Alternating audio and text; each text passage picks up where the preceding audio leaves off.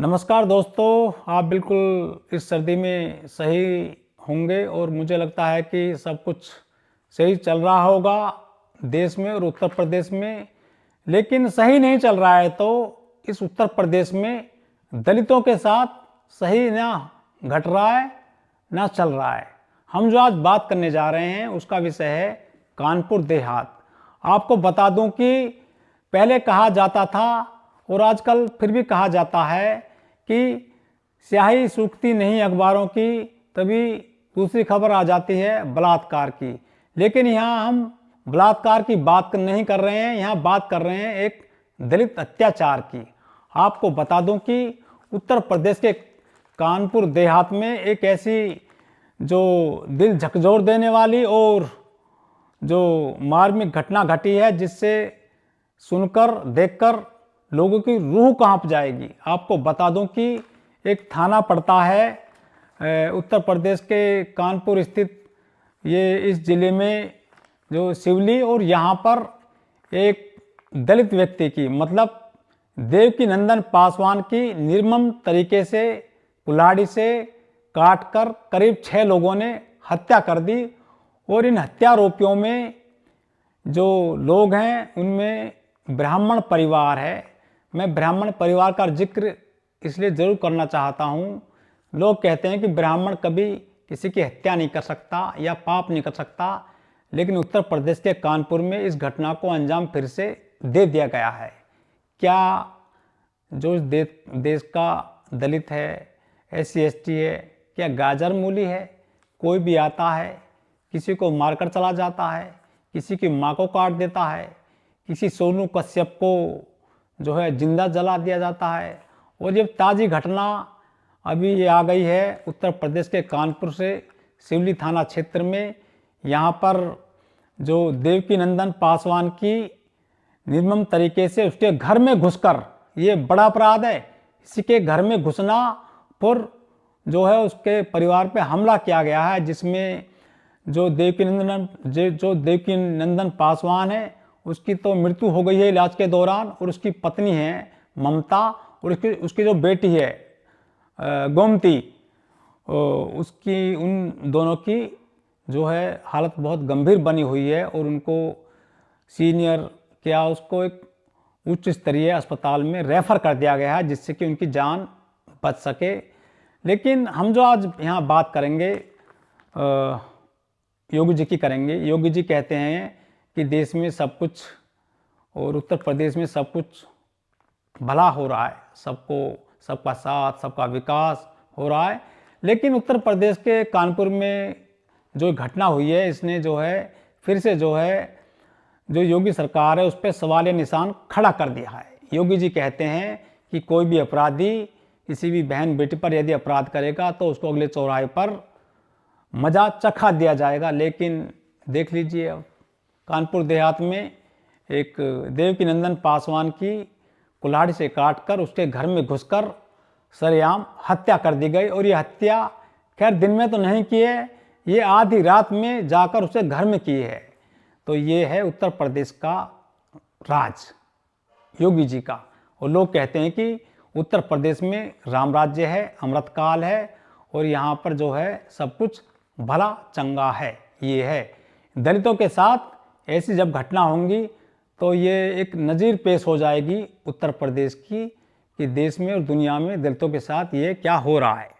आपको बता दूं कि जो योगी जी हैं वो बाबा जी हैं, और उनसे लोगों ने उम्मीद लगाई थी वो एक बहुत अच्छा शासन देंगे, सबको न्याय मिलेगा और सबको हक अधिकार मिलेंगे और कोई भी दीन दुखी नहीं रहेगा।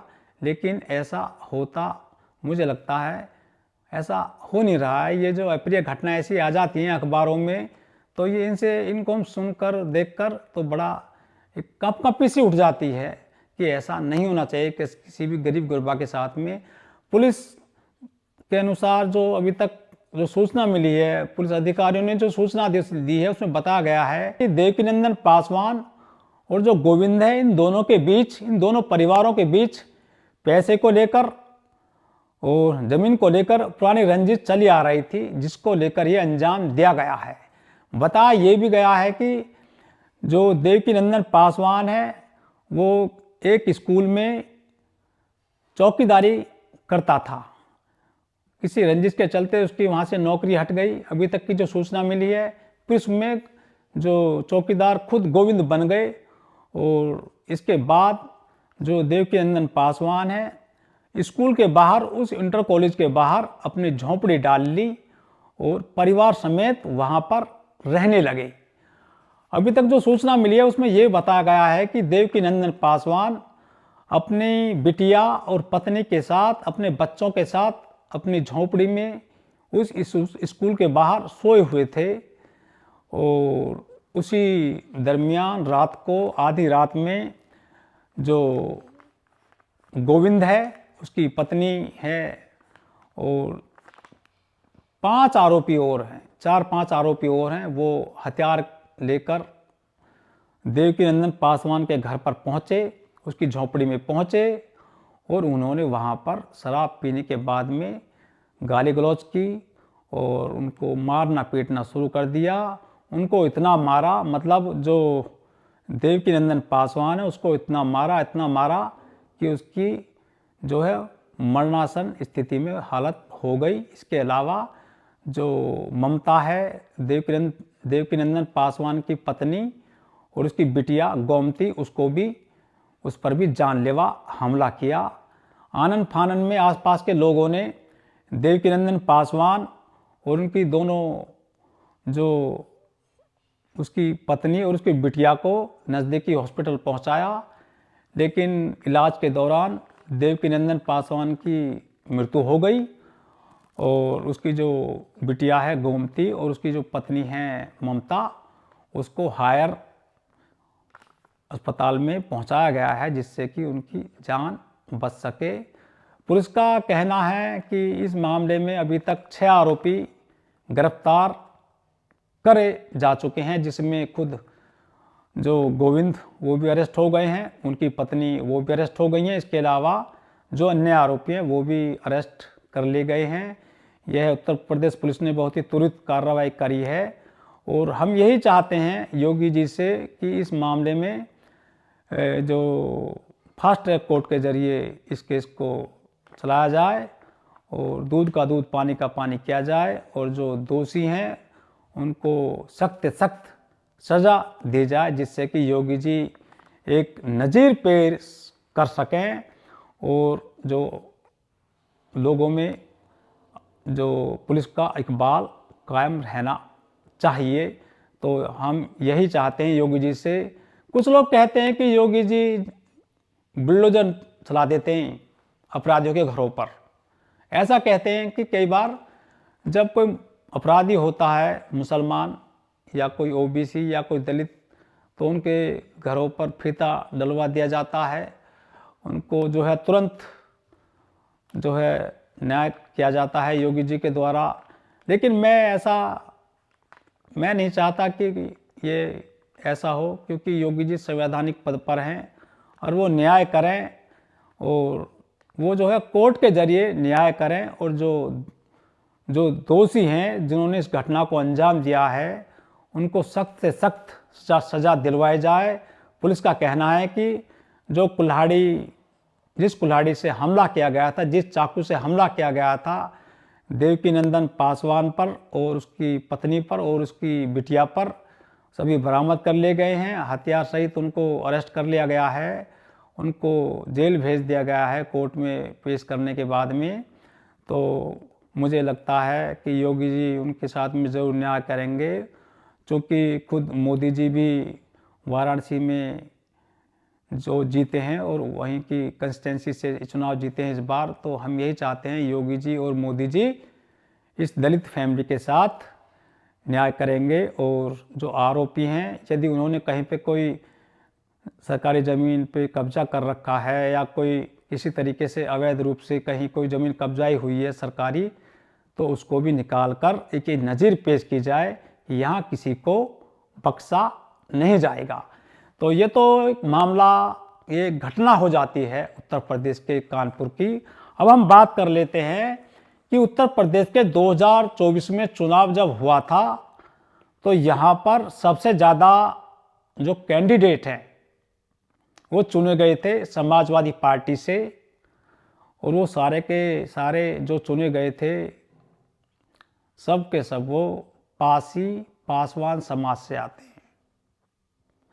मेरी उन सांसदों से अपील है, हार्दिक अपील है, चाहे ये कमलेश पासवान हो पासगांव से, चाहे ये हरदोई से जयप्रकाश हो, मिश्रिक से अशोक कुमार रावत हों, और मोहनलालगंज से चाहे आर के चौधरी हों, मछली शहर से प्रिया सरोज, ये प्रिया सरोज वही हैं जो सांसद हैं हमारे उत्तर प्रदेश से, और जो क्रिकेटर हैं रिंकू सिंह फिलहाल उनकी मंगेतर हैं, और कौशाम्बी से पुष्पेंद्र सरोज हैं, फैजाबाद से अवधेश प्रसाद हैं, और बीजेपी से भी एक सांसद हैं भोला सिंह खटीक, जो हमारे नज़दीकी ज़िला पड़ता है बुलंदशहर, वहाँ से चुने गए हैं।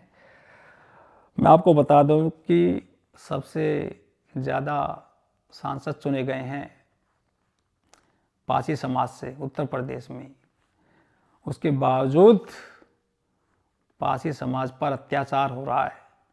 कोई भी आता है रात में कुल्हाड़ी से काट कर चला जाता है। यह है उत्तर प्रदेश। लोग कहते हैं कि उत्तम प्रदेश।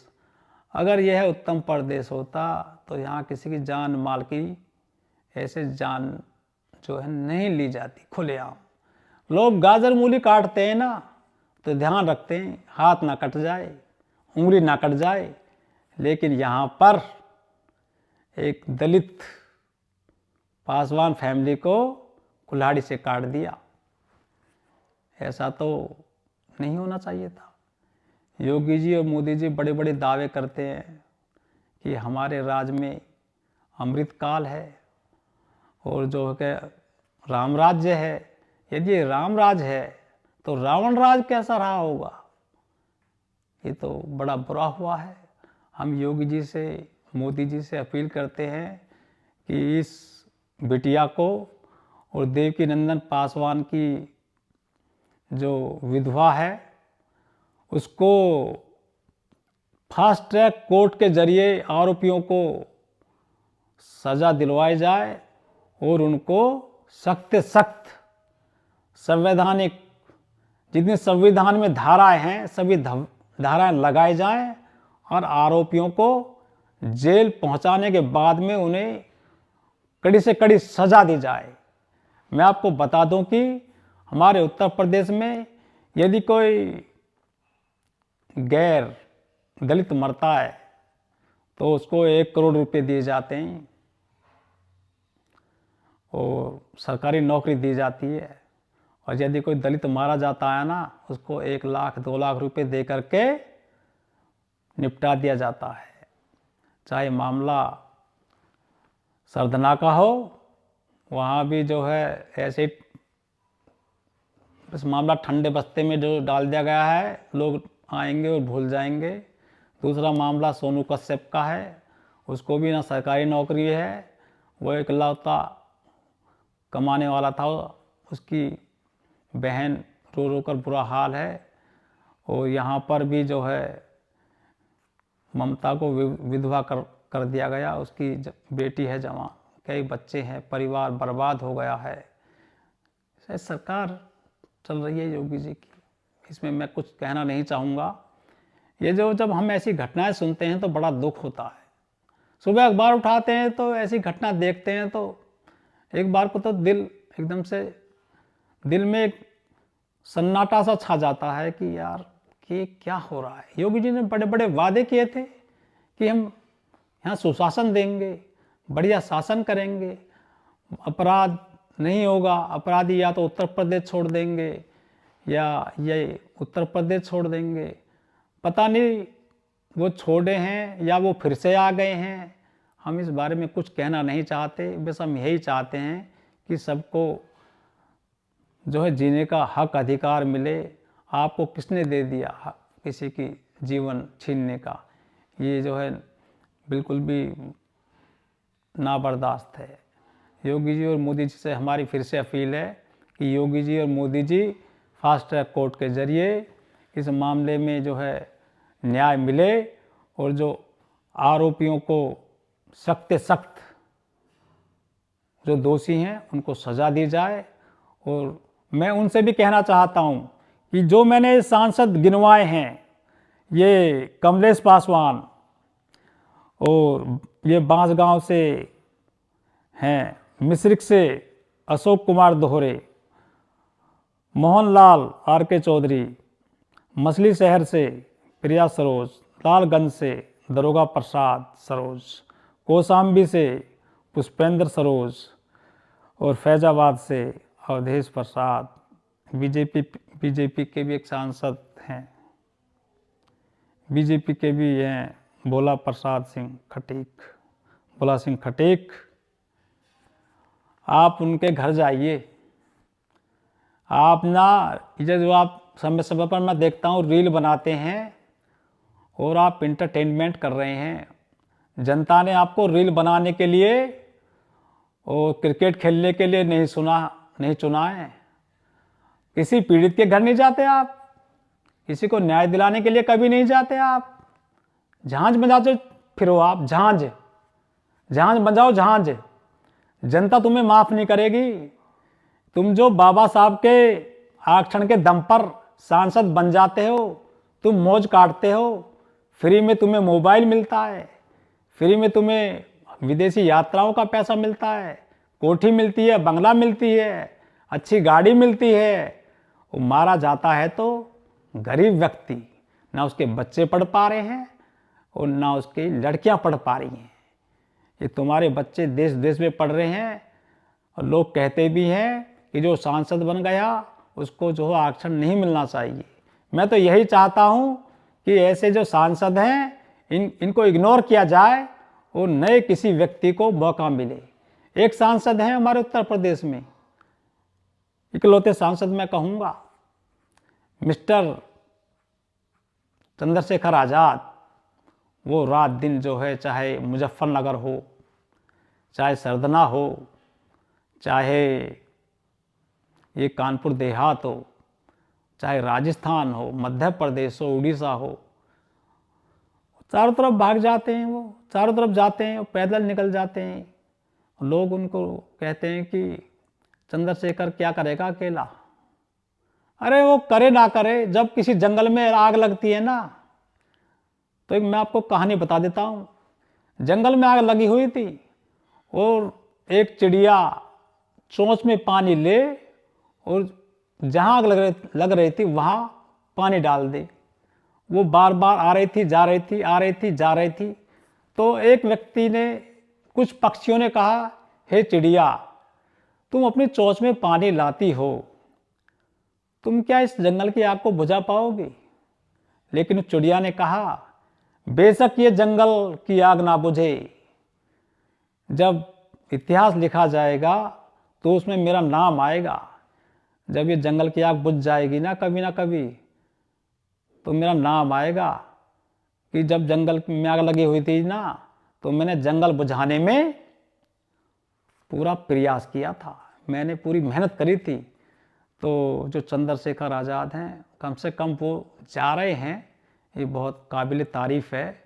और हम योगी जी, मोदी जी से अपील करते हैं, कृपया करके जो ये देवकीनंदन पासवान हैं और उसकी जो पत्नी हैं, जो अभी जिसका इलाज चल रहा है, बिटिया का भी इलाज चल रहा है, उनको न्याय दिलवाया जाए। तो मैं योगी मोदी जी से अपील करता हूं और सभी देशवासियों से नमस्कार करता हूं। जय भीम, जय भारत, नमस्कार।